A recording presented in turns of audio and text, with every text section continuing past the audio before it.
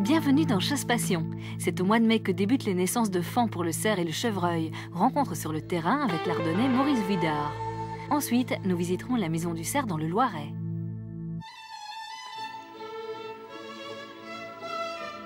Gimbes est un charmant petit village perdu dans la Famenne, au cœur des Ardennes belges.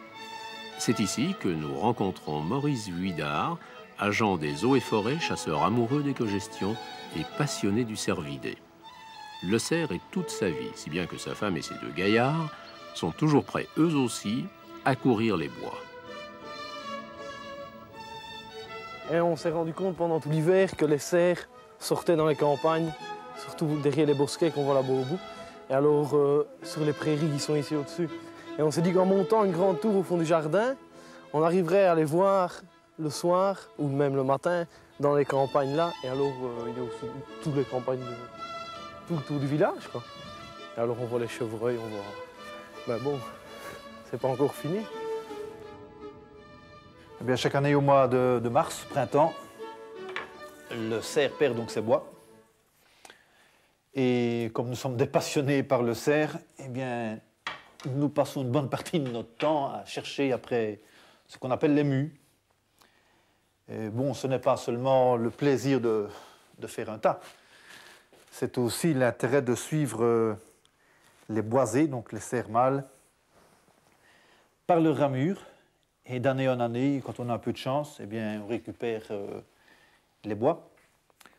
Un cerf ici qui a commencé à sa deuxième tête, troisième, quatrième, cinquième, sixième.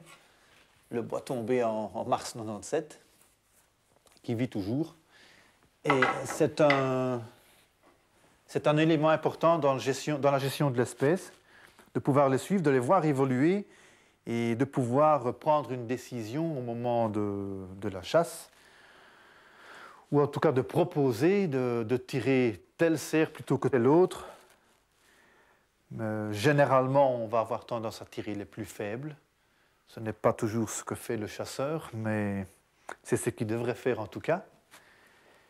Et les éléments importants, évidemment, c'est de voir l'évolution, de voir un cerf qui est plus fort qu'un autre, aura généralement une corpulence plus importante et une ramure plus importante correspondant forcément à sa corpulence. Et tout ça est lié évidemment au biotope qui l'habite et la nourriture dont il dispose.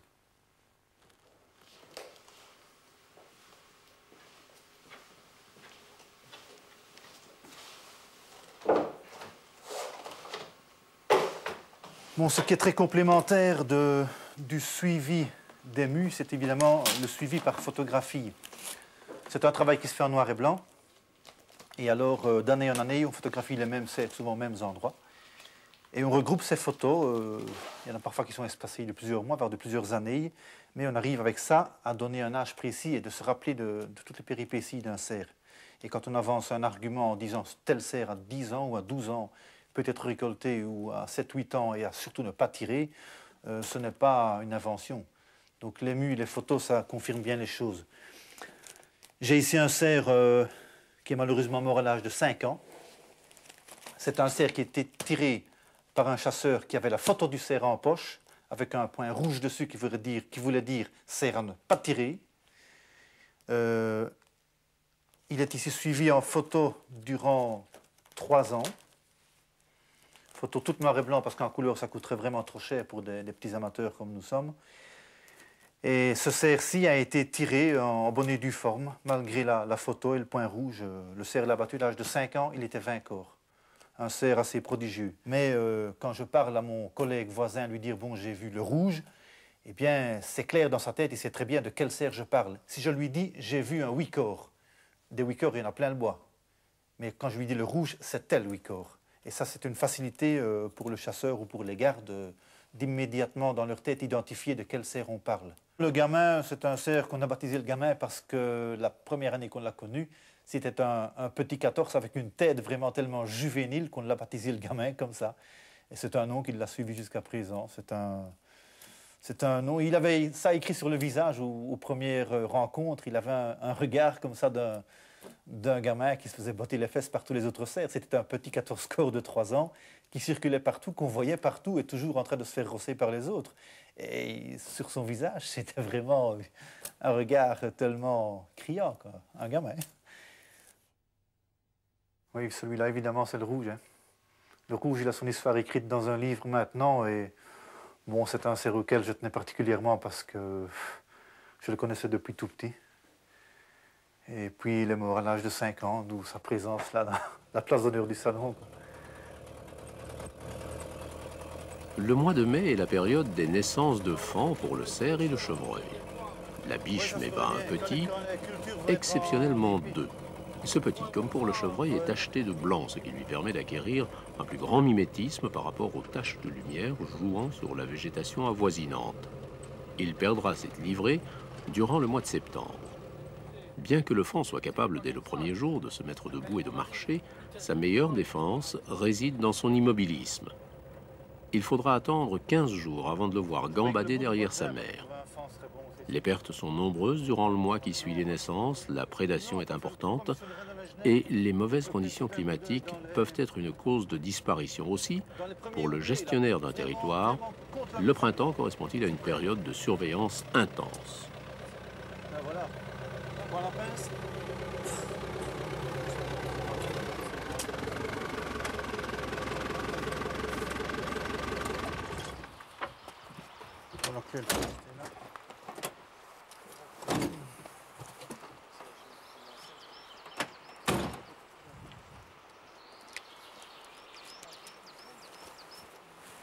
Qui est-ce qui a la pince?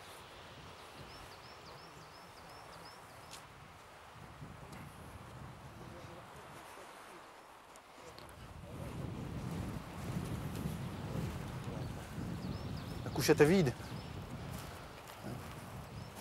Il y a 2 jours, à cet endroit-là, il y avait un faon qui était couché, il est resté là pendant 48 heures. Et on va maintenant faire une recherche un peu systématique dans la partie plus ou moins en lisière du Grand Bois, là. Essayer de trouver un faon de biche pour pouvoir le baguer avec la pince que Jérôme a pris en main. C'est une pince qui permet de mettre 2 oreillettes numérotées, ce qui permettra dans les années à venir de suivre les déplacements et l'évolution du faon éventuel trouvé, quoi. Fabien, viens ici.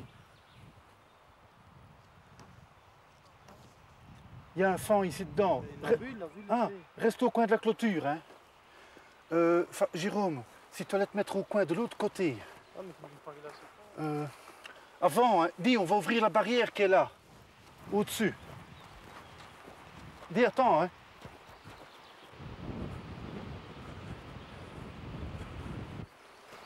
Mais il serait te le coucher dans les genêts quelque part. Il a peut-être sauté. J'ai entendu qu'il se tapait dans la clôture. Oui, bon, on va essayer de retrouver le faon. Je vais remettre à l'autre côté.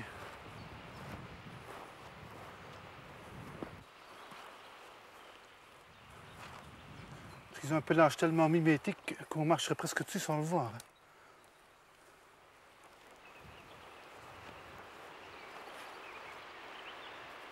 Qu'est-ce qu'on va faire? On va monter une fois la partie là et pas le revenir le dessous. Là, on a peut-être une chance de trouver un tout nouveau nez.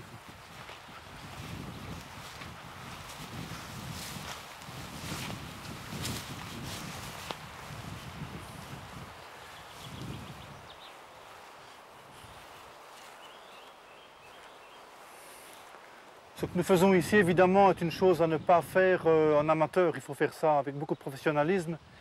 Et on ne peut le faire qu'à très petite échelle sur une forêt. C'est parce qu'ici, la zone est fort fréquentée par les cervidés. Beaucoup de naissances ont lieu dans la région ici, de ce gagnage. Et on peut se permettre de chercher sur 1 hectare ou 2, comme on va le faire ici pendant un quart d'heure. Mais il est exclu d'aller battre toute la forêt pour chercher les faons. Ça, c'est une chose à ne pas faire. On va déranger toute la forêt inutilement et toute la vie qui s'y passe.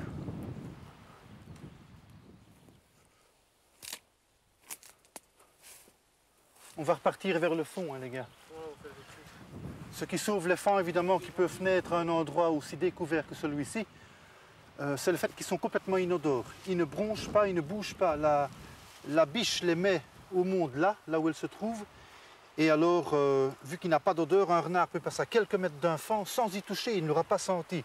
Et alors, c'est l'immobilisme complet. Un faon, les 48 premières heures de sa vie, il ne bouge pas. Il est couché au sol.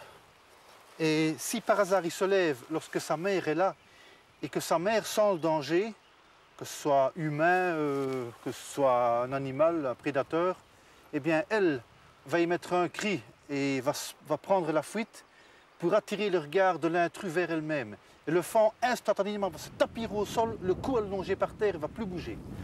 C'est un réflexe de survie.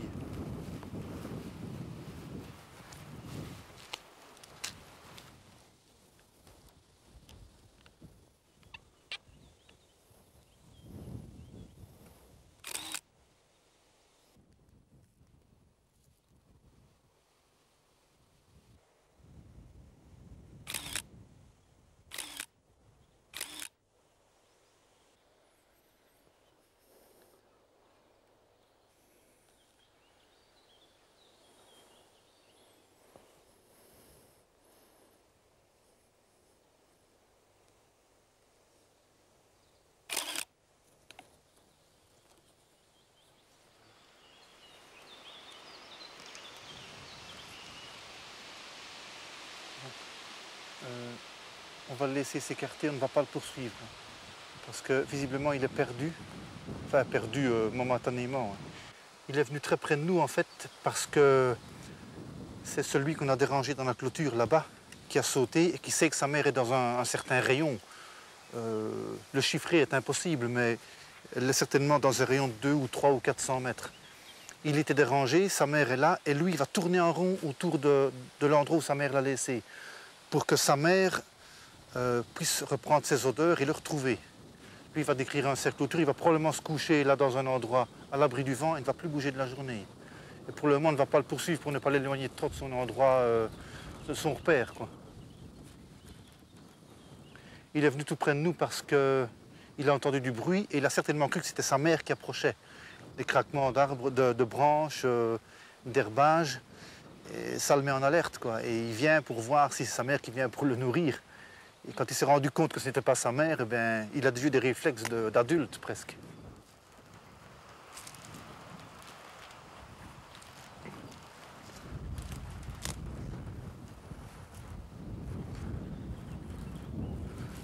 Ah là là, pauvre bête.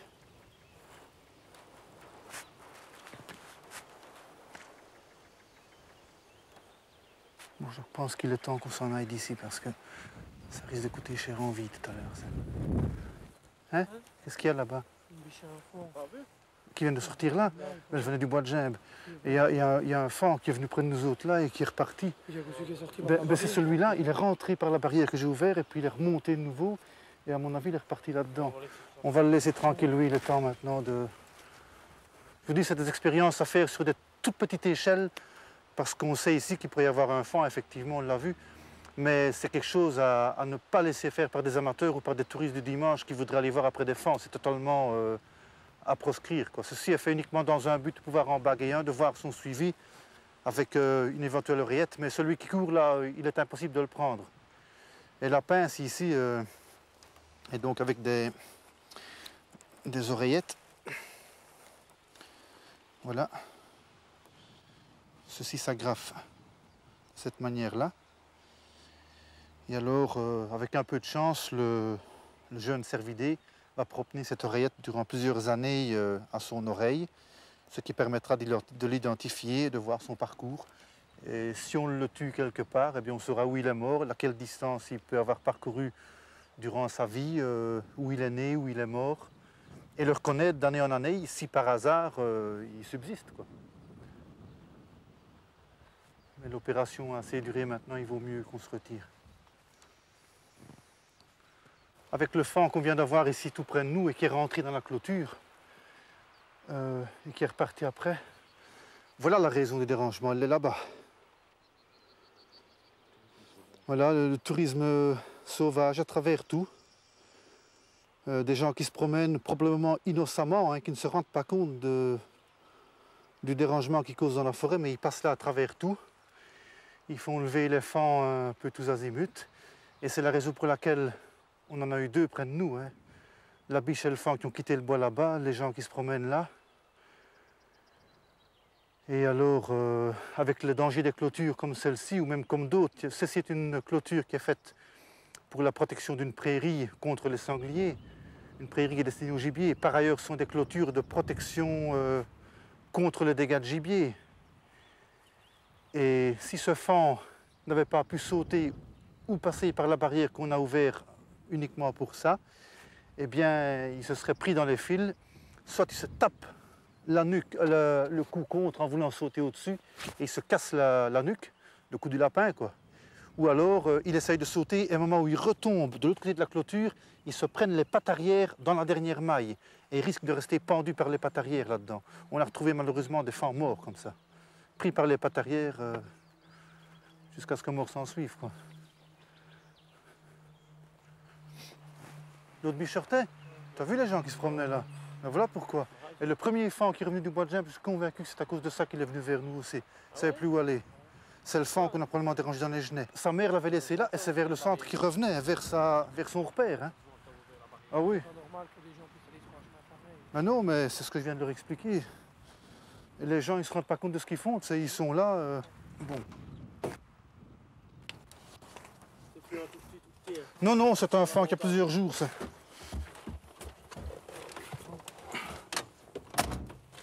Allez, hop.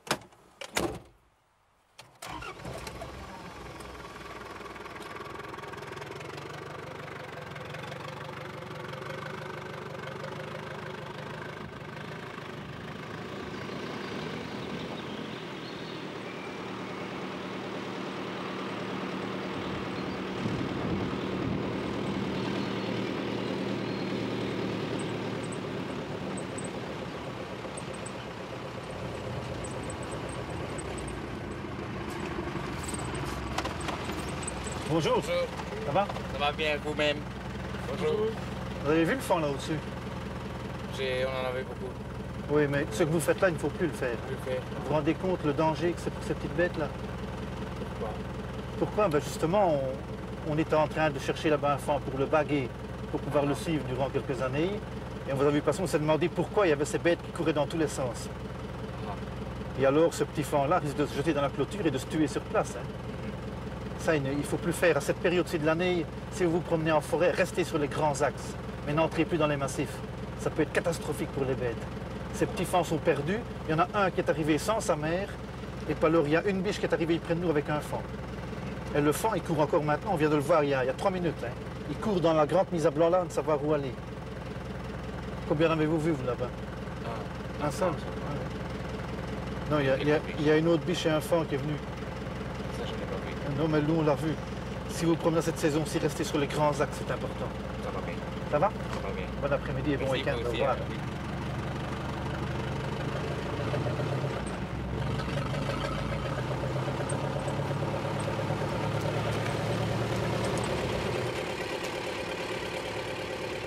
Il y a encore une chose qu'on a oublié de dire à ces gens-là, hein. C'est qu'au cas où ils trouveraient un fan, mais vraiment d'être les pieds dessus, quoi, de ne surtout pas y toucher. Parce que s'ils mettent leur odeur humaine dessus, la biche, quand elle va revenir tout près, elle risque de l'abandonner.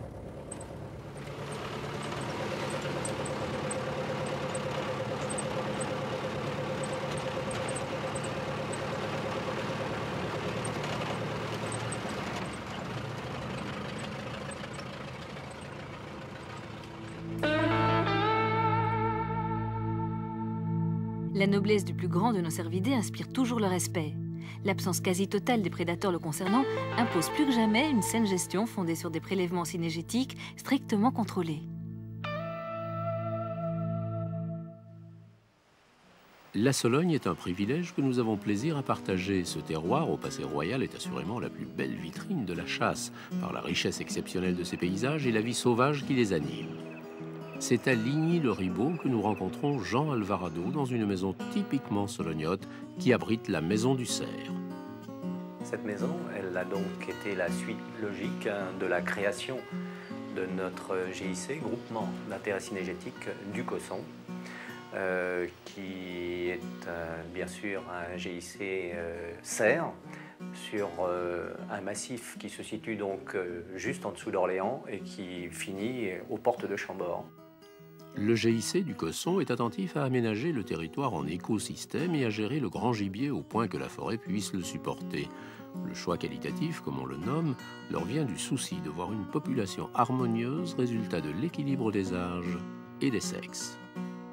Le but, c'est donc la gestion de cet animal et la recherche d'un équilibre agro-sylvo-cynégétique. Alors ça, tout ce travail, c'est un travail de terrain et au niveau des chasseurs, mais nous avons voulu aller beaucoup plus loin, de montrer au grand public ce que c'est que cet animal, puisque c'est vraiment le cerf quelque chose de magique, c'est mythique.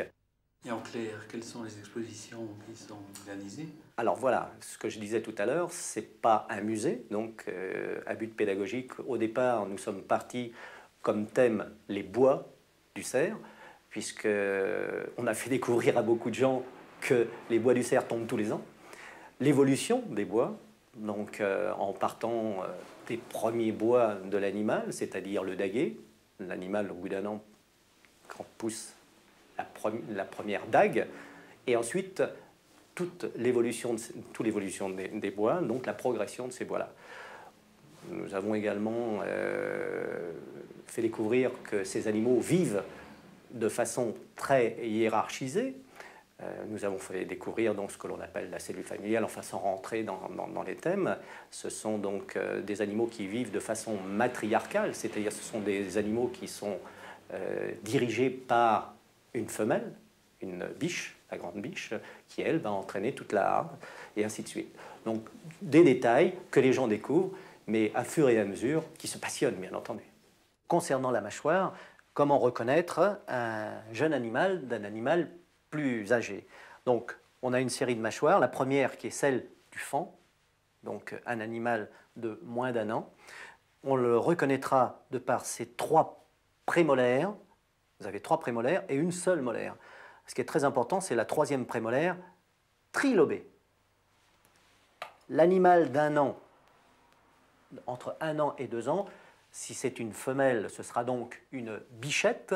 Si c'est un mâle, ce sera donc le daguet.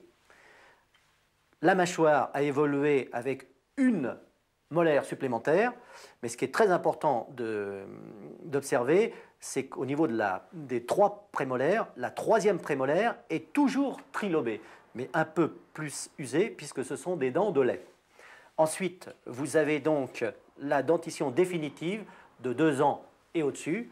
Donc là, vous avez donc 3 prémolaires, 3 molaires, mais la 3e prémolaire est bilobée, c'est-à-dire que les 3 premières de lait sont tombées et remplacées par des définitives, et celle-ci est donc bilobée.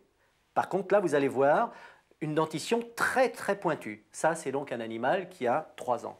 Et en fonction du vieillissement, bien, vous allez avoir les dents qui vont s'user à fur et à mesure de l'âge, hein, et les pointes que l'on voyait sur la précédente s'usent pratiquement plates, et pour en arriver, comme là, vous avez donc les dents d'un très vieux cerf, complètement usé. C'est un cerf qui certainement était à la limite de sa vie, car un cerf ou une biche, lorsqu'il ne peut plus se nourrir, puisque à l'usure des dents, il va donc péricliter, et ce sera donc l'annonce de sa mort si on le laissait sur le plan naturel. Grâce aux expositions permanentes ou itinérantes et aux photos de Jean-Paul Grossin notamment, nous vivons de cet animal le brame, les combats, la chute et l'évolution de ses bois, mais aussi la naissance, la vie de sa cellule familiale et bien d'autres mystères. Plus qu'un objet artistique, la photo, qui est omniprésente à la Maison du Cerf, représente un outil pédagogique pour chacun. Le public de la photographie animalière, c'est le grand public, c'est à la fois le chasseur, c'est aussi son époux, ses enfants, sa famille, monsieur tout le monde. Et il est évident que la photographie animalière sert, c'est peut-être une prétention, à élever la connaissance générale pour, engendrer un meilleur respect de l'animal. Et c'est un vœu pieux, quoi. C'est un peu une petite chimère. Mais des fois, ça marche. Et parfois, ça a un effet négatif parce que ça pousse certaines personnes à aller vers la trophéite, quoi. Et ça, là, c'est l'aspect négatif. Mais on se dit que de toute manière, il faut passer la connaissance. Et avec la connaissance, il y aura peut-être, sans doute, un meilleur respect. Et vous jouez en tant que chasseur, vous reconnaissez sur la gestion, sur le type de prélèvement à faire sur l'année, sur la saison, un rapport aux choses par rapport à la photographie? Est-ce que vous avez un premier travail de reconnaissance de cette population? C'est complémentaire, obligatoirement. C'est un tout, pour dire la vérité. Et c'est vrai que la photo nous apporte beaucoup, car d'année en année, elle fixe sur l'image un animal que l'on pourrait éventuellement oublier sur un détail bien particulier. Puisque notre but final du chasseur, autre que le photographe, c'est de prélever l'animal. Donc, pour ne pas prélever n'importe lequel, même si nos chasses dans la région sont surtout des chasses en battu, on peut, et aujourd'hui je crois que le chasseur en est conscient, demander de tirer tel ou tel animal. Est-ce que par exemple, par rapport au MU, vous faites un recoupement de reconnaissance entre ce que vous accordez sur le terrain, la MU que vous retrouvez sur le terrain, et le travail photographique que vous avez accompli, avec une reconnaissance des lieux également?